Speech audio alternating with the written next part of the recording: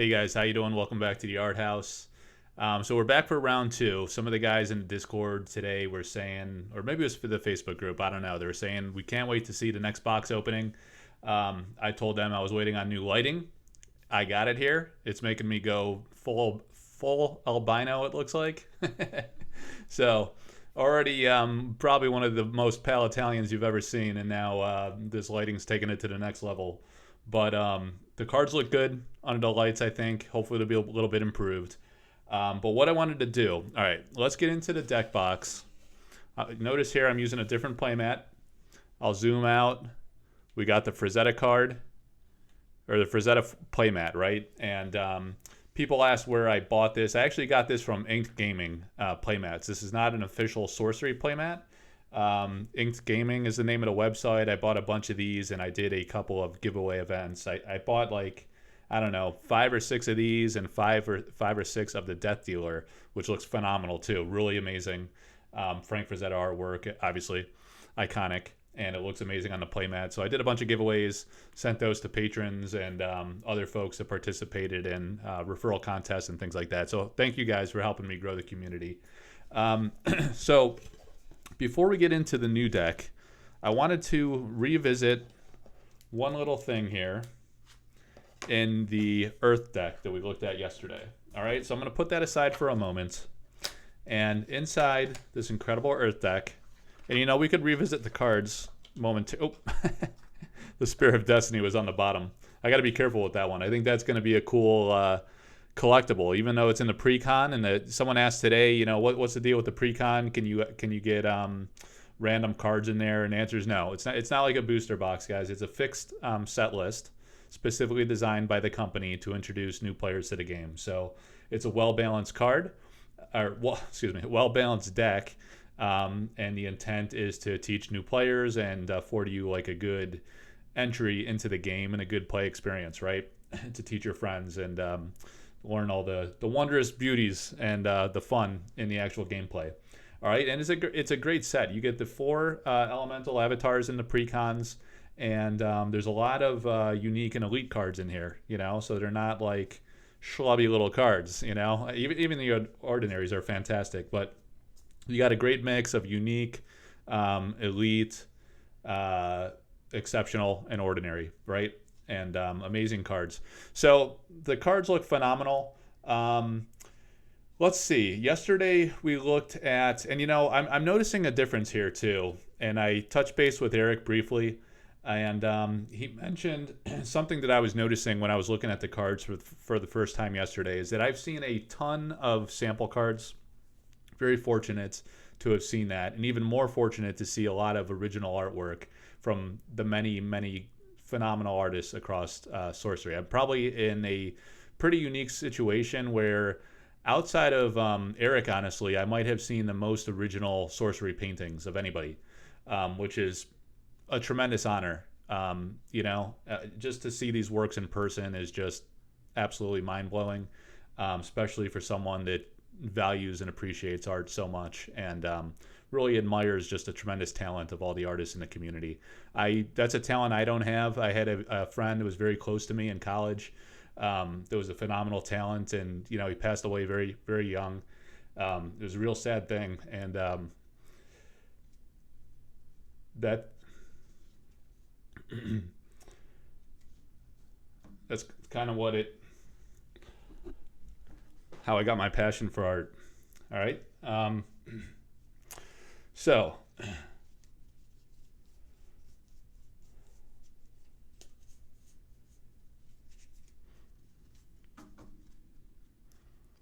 let's regroup. All right. So Andrea Modesti.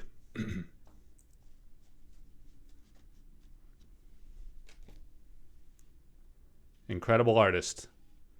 Andrea, Italian artist, lives in Pavia, Italy, and really inspiring, incredible artist. Means a lot to me.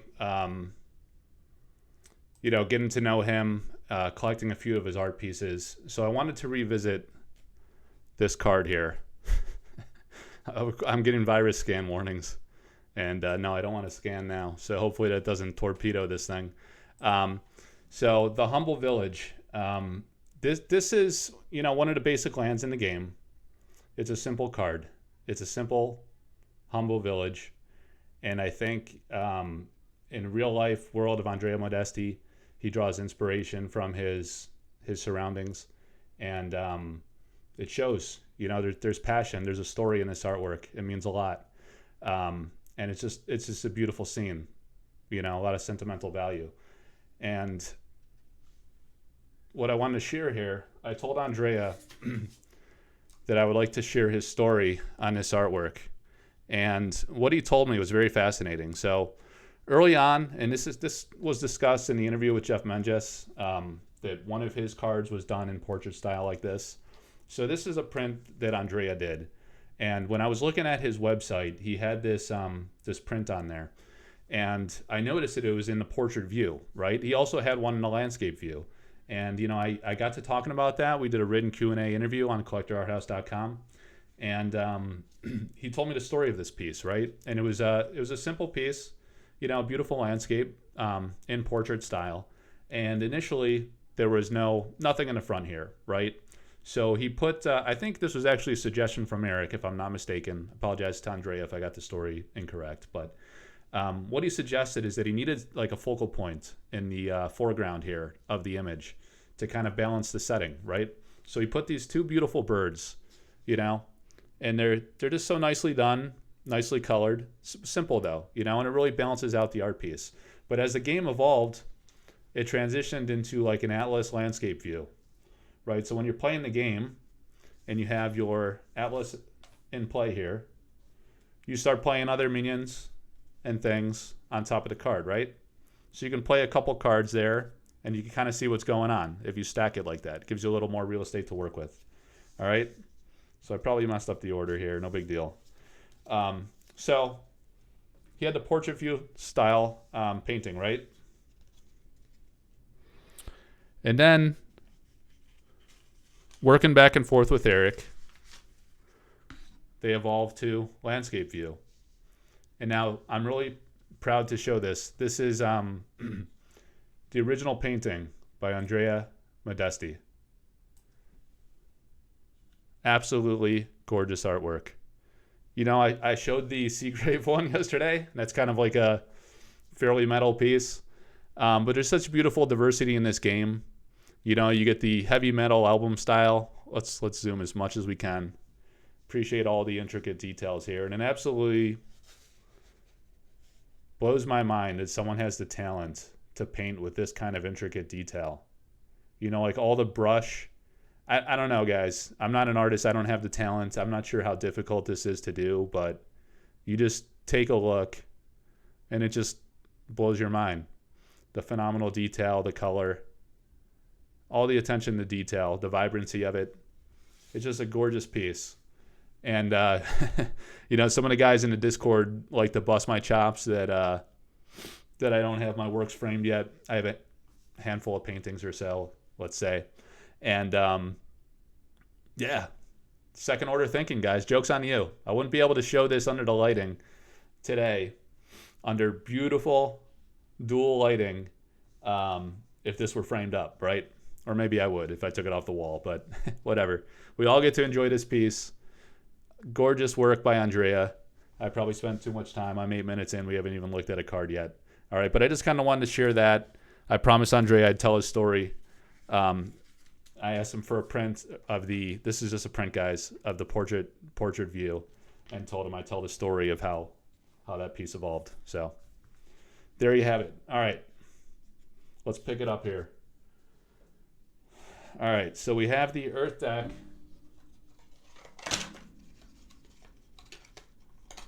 And put that baby away. And let's see. What do we want to do to let's go. Let's correct this a little bit. All right. So we have, let's just grab the first one out of the box. I'm going to put this beautiful packaging aside. And, oh man, I failed myself. I don't have my tool handy. So I'm going to have to be a little rougher with this one. It's just a box, guys, right? Chill out.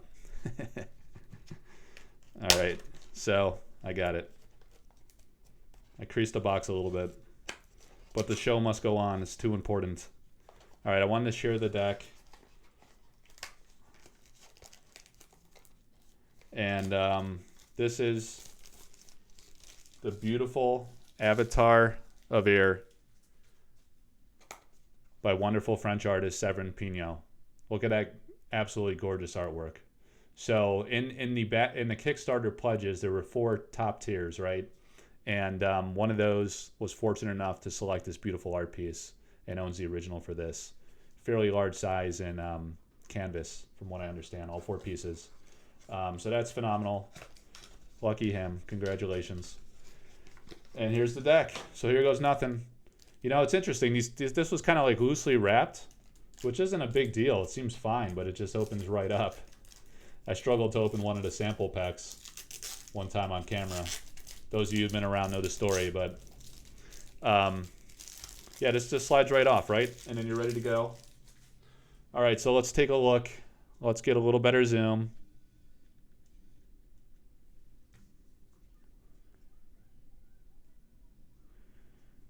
Man, that's gorgeous.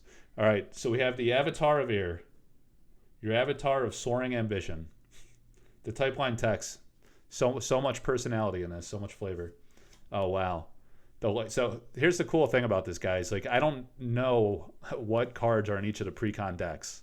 I've really shied away from playing Tabletop Simulator. I wanted to experience the cards in hand for the first time. I mean, I've looked at these digitally so much. And I just wanted my first game experience to be with the actual physical card. So I've been holding out. It's a long time coming. So I mentioned, you know, I got a little flustered earlier, but Eric reached out to me and he was like, hey, you know, like, you'll probably notice a difference from the sample cards. And I did, right? They were a lot darker. And in these alpha cards, what he did is he really played with the color saturation. And this, again, goes into the great meticulous detail that the company has gone into to provide such a beautiful product. But getting back to the point of all the original paintings that have come through the collector art house, so to speak, I've seen a lot, right? And I could tell that these cards really better resemble the original paintings much more than they had before. They were a little too dark in some of the sample card prints. You especially saw that in cards like this that had like a more darker tone. And the Royal Bodyguard is one that stands out. So kind of like the black tones were just a little too deep, right? And here you have the black is like strategically deep, or whatever the right phrasing is, right? It's not like overdone. It's not obscured. The horse and the guy on the horse looks very detailed and precise, right? And then the lightning bolt really pops on this. I cannot wait to see this in foil. This card, it's coming across pretty good on the camera. The lighting's a lot better today than last time. My new light came in today, so I have 2 lights. Helps a lot reducing shadowing. And this card is just amazing. I could see the big quality jump from sample cards to alpha cards, and it's going to be a real treat. The cards seem a little dusty, maybe because that seal wasn't completely on. But again, the centering, this was another significant issue, I would say, or at least like pretty varied. You know, I got the sample cards out, and those with clear backs, might be able to find one. You know, these are pretty decent. But some were like, take a look at this card, for example. Yeah, you can make it out pretty good. You know, it's a little too wide over here. Ooh, cut my finger opening that box. And a little narrow on this side, right? So it's a little off center, left to right, but you know, it is what it is. It's a sample card. That's what it is. It's a test print. And then they adjust, and they upgraded the cutting equipment, you know, so the edging is pretty crisp. You know, like when you looked at the sample cards, you would sometimes see some like rigid edges. It wasn't as sharp and precise, and these look markedly better, honestly. And the cards are just gorgeous. So Eric, you know, great job. I'm really glad he invested the time. If that's what was part of the delay, 100% worth it, because these cards look phenomenal now. And this is a phenomenal art project and game. But the art is significant in this game, and they just look unreal. Really a tremendous step up. Just the image quality. Now that I going a little slower here and taking my time, if it's a long video, so be it. You know, 2x it, guys. 1.5, 2x. I'm talking slower today, so 2x should do it. But again, look at the darks and then the light from the lightning bolts, and it's just something to behold. A beautiful piece. And Alan Pollock has such a great finish quality in his paintings. I'm trying to think. I don't know if I actually saw any of Alan's in person. I did see him at the Lexicon show back in October of last year, and he had some prints and things of original pieces. He had some art proof cards, so I got to see like paintings he did on the back of art proofs. But if you look at his paintings, and a lot of the guys have shared those in my Discord and other forums, it just looks phenomenal. It looks like it's a picture, you know. Tony Sudo's got that ability too, where it's just unbelievable, the finished quality, and just how it looks like, you know, photorealistic, just phenomenal. All right, so again, Asia Kala, wow, hi Kala. A great artist, you know. He did the lightning. What did they change it to? Lightning bolts. That name, you know, had a few changes, and you got the thunderstorm. Those two cards look incredible, and it's really important to get the color saturations right on a print like that, so you can appreciate the vibrancy of it and the contrast from the dark. You know, that's what an artist would strive for in their paintings, and it's coming across in the card as it should be. So great job. Wow, the Apprentice Wizard. That one looks really great too. Here we go. The Grandmaster Wizard is also in here. So interesting story on this one. I sold the original painting on this one. So I've seen that in person. I also sold a sample card of this one. I don't have it anymore because someone bought it, right? I had to ship it off to them. But I recall that this was darker. And this better represents the integrity of the original painting. So that extra level of detail is really coming across. You know, the time and effort is worth the shot. It was worth the time. You know, we're gonna appreciate it more. You only get one shot at your alpha debut, and this is exceptional. Now, next card I think is Blink, if I predict by this color. Hey, I still got it. All right. So Francesca Berald. This sample card has come across my desk as well. I haven't seen any Francesca originals. I'd love to someday. She's an amazing talent. She's done so much for this game. The Waypoint Portal. I had that in sample card at one point, and look at the vibrancy on that card.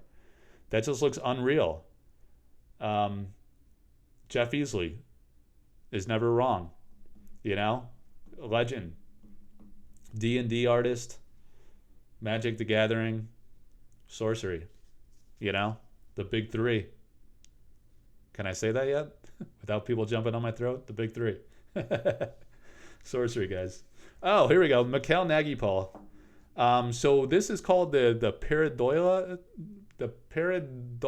effect. I probably butchered the hell out of that. But there's this technique, right, where you see an image within something else, the construct of something else. So, right, so in the clouds... And you know, I wasn't familiar with that term. I didn't know what that was called. I kind of, you know, everybody looks up in the clouds and they see what they want to see. You know, I told this story in a video a long time ago. And this has a beautiful, touching flavor text.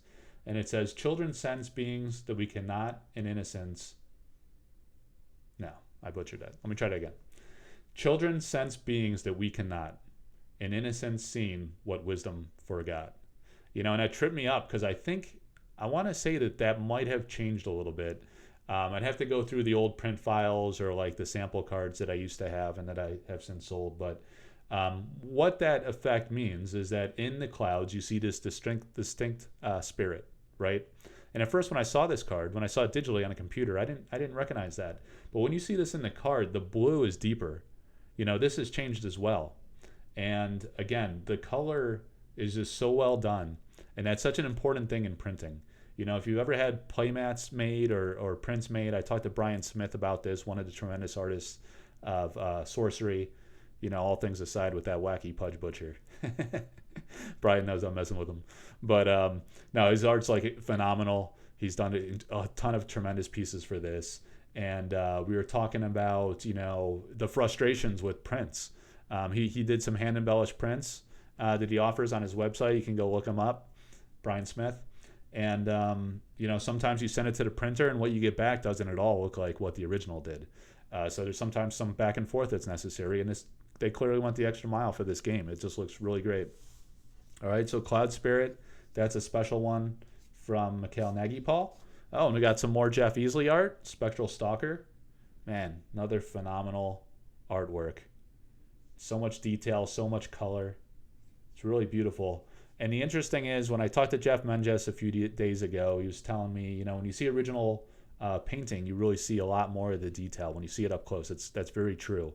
And I kind of countered with, well, when I see the cards, I'm also picking up a lot more because I'm seeing it, you know, right in front of my eyes.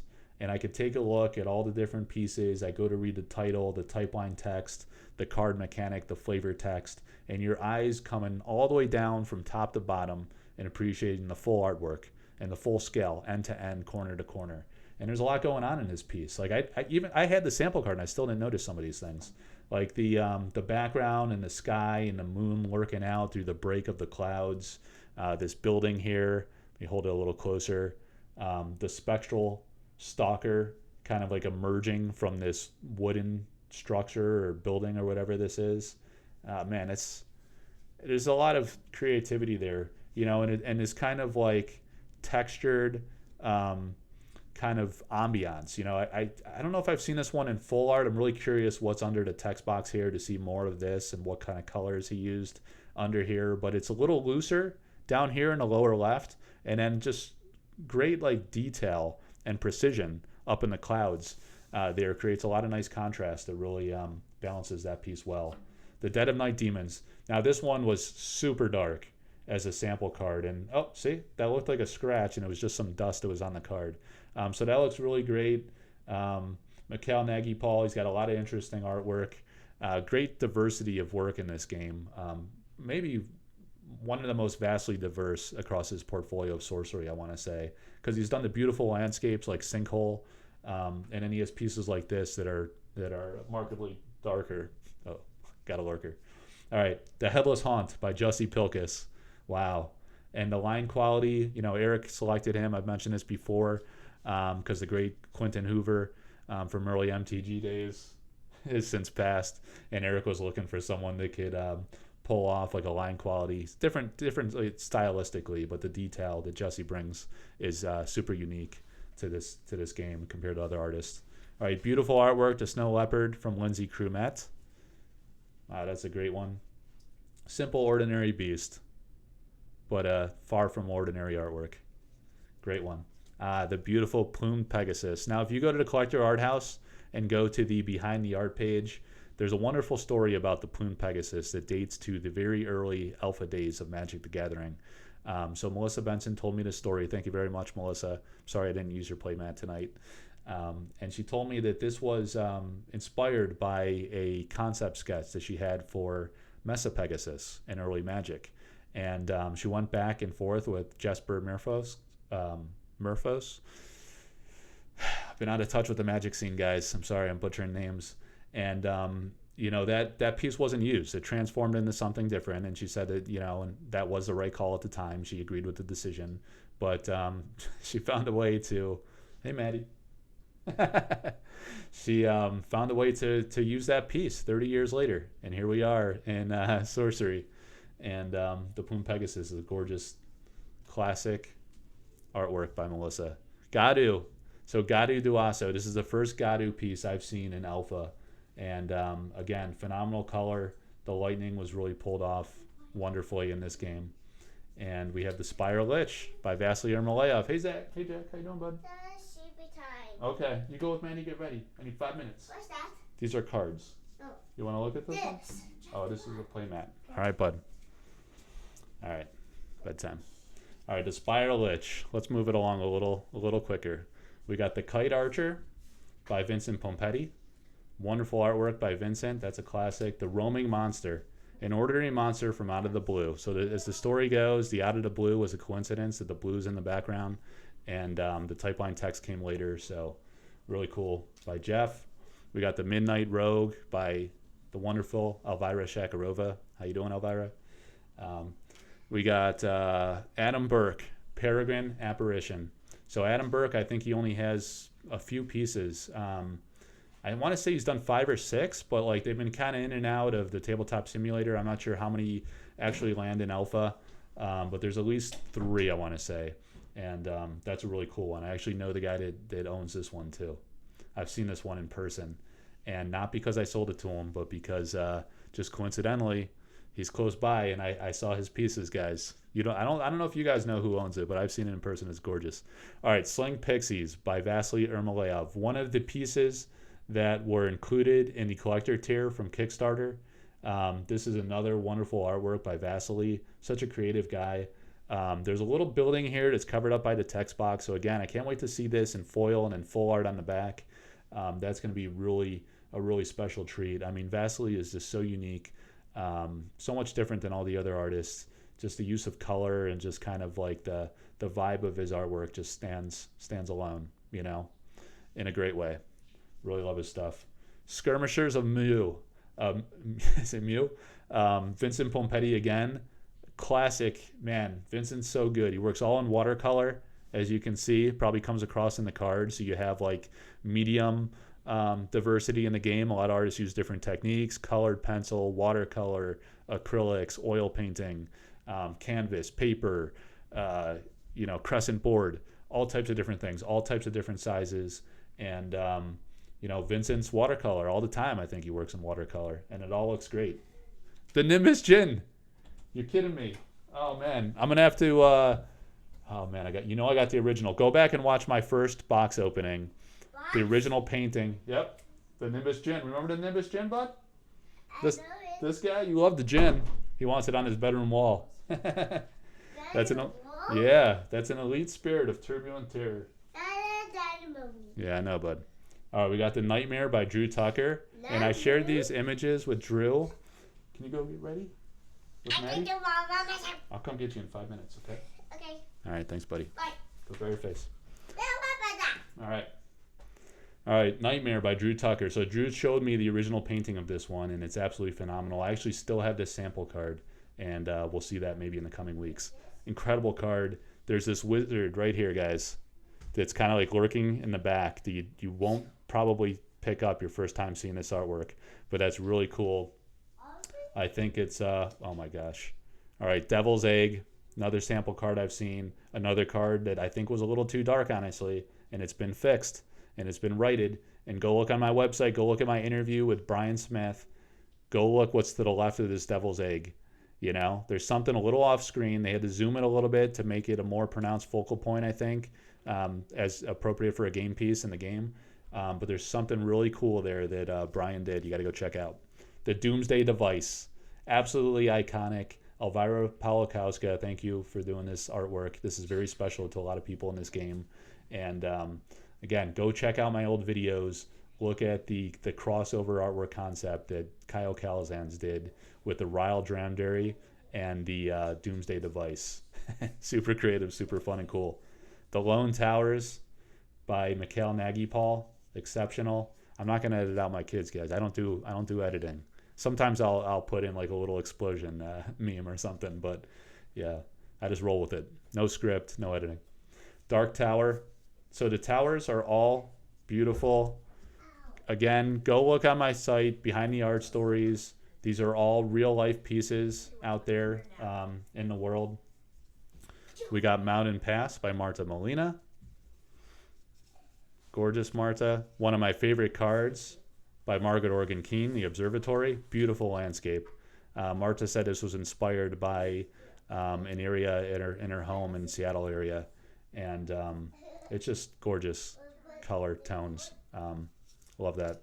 Cloud City. Oh, I wasn't sure if this one made it in.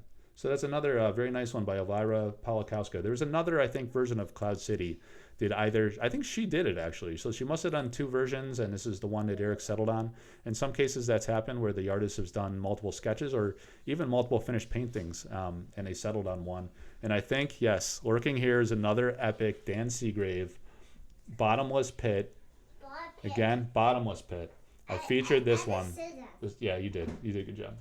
And that is a really cool one. And once again, we finish on the great Kyle Calazans with the Updraft Ridge. And man, Kyle has come a long way, buddy. You've done tremendously well. Thank you. That's it, guys. Say bye, Jack. Bye. That's it. We're hanging up. Yeah. Look up there. Take care, everybody. Till next time, 2 more decks to go. Coming soon. See ya.